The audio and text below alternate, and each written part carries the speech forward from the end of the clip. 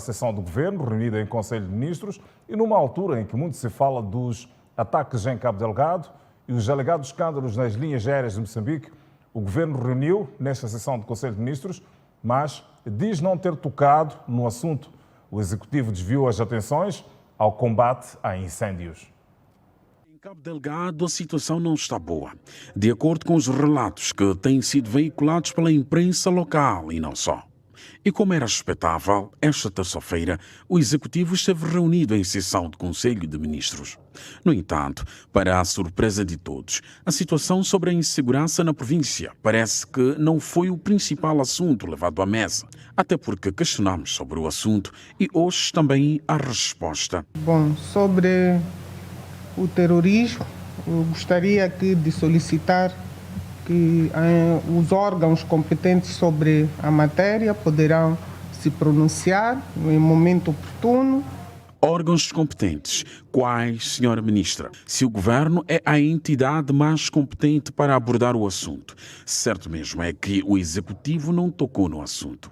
Senhora Porta-Voz, e sobre o escândalo de desvios de dinheiros nas linhas aéreas de Moçambique? Tantos casos da LAM, tantos casos de terrorismo, tantos casos de livros escolares não fizeram parte da agenda da 4ª sessão ordinária do Conselho de Ministros. Também não foi assunto na mesa de debate do Governo durante a sessão do Conselho de Ministros esta terça-feira. O Governo, sim, reuniu para apreciar um decreto contra os incêndios. O Governo apreciou e aprovou o decreto que aprova o regulamento de proteção contra incêndios e edifícios e recintos.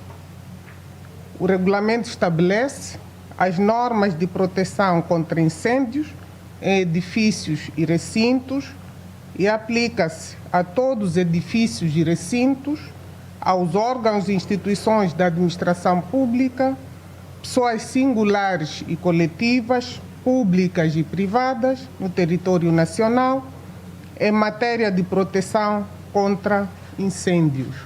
Um instrumento cujo objetivo, segundo o Governo, é reduzir este fenómeno que, nos últimos dias, tem tido uma tendência crescente. Eliminar aquilo que são as disparidades que eram verificadas em cada um dos agentes que desenhavam projetos de construção civil e, dessa forma, poderemos definir melhor as medidas de socorro que sejam compatíveis às instituições do SENSAP como entidade responsável pela proteção contra incêndios. Então, com estas medidas, poderemos melhor orientar as medidas de proteção contra incêndios nos diferentes setores. Ainda no Conselho de Ministros foram aprovadas resoluções que ratificam o acordo de cooperação entre Moçambique e Quênia, bem como Moçambique e Turquia no domínio da defesa.